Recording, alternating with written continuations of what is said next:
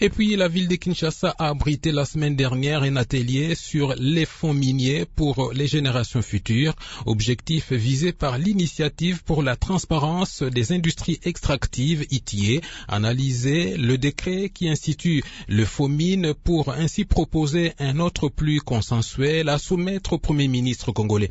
Le responsable de l'ONG Litraz affirme à Radio Okapi que le décret de 2018 a des lacunes. Adrien Mounyemali s'est confié à Fulbert Balolagé.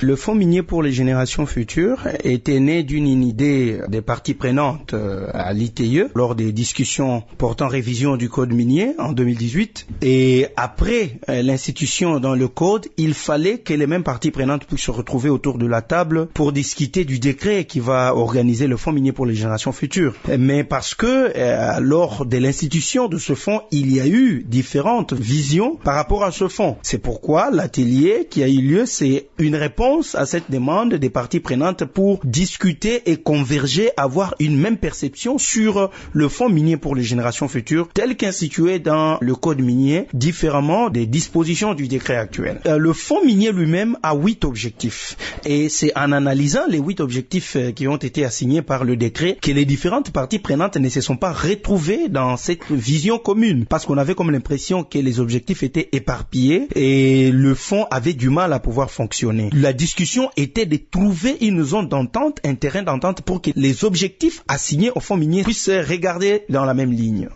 Notez que cet atelier a connu la participation des délégués du gouvernement central, de la société civile et des entreprises minières.